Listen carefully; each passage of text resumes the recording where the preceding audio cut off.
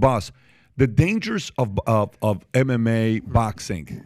How dangerous is the game in regards to people actually dying in the game of MMA?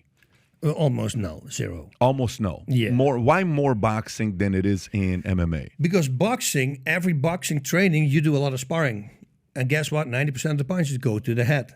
So you take a lot of punishment in the sparring already. Boxing also, the extreme weight cuts also take the fluids in your brain away, which are there for a reason, to, the cushion, the airbag, so to say, the water bag in this case.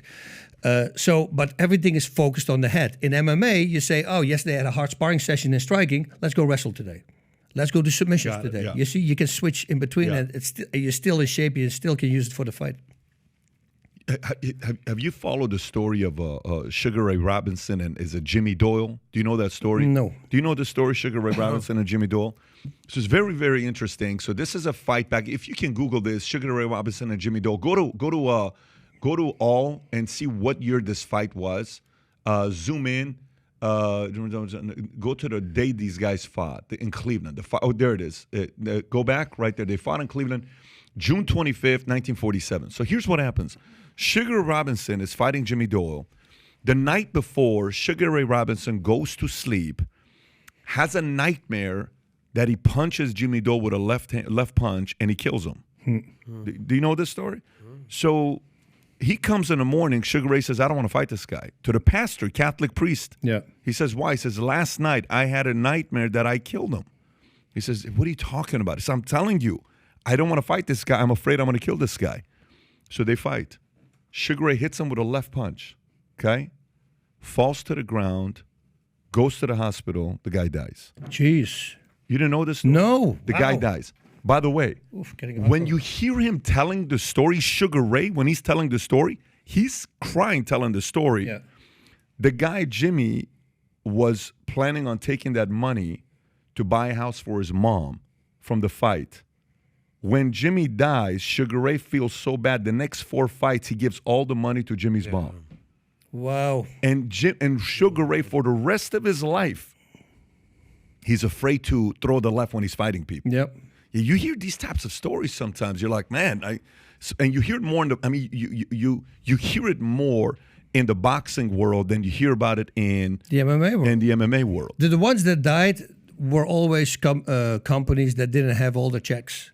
Like some company somewhere where they didn't have CAT scans and all that stuff, because they would get hit and then they found out later that the guy had a weaker skull and he had spots that were very weak, So, and the UFC, Bellator, all these companies, they have such a thorough body checks that it's okay.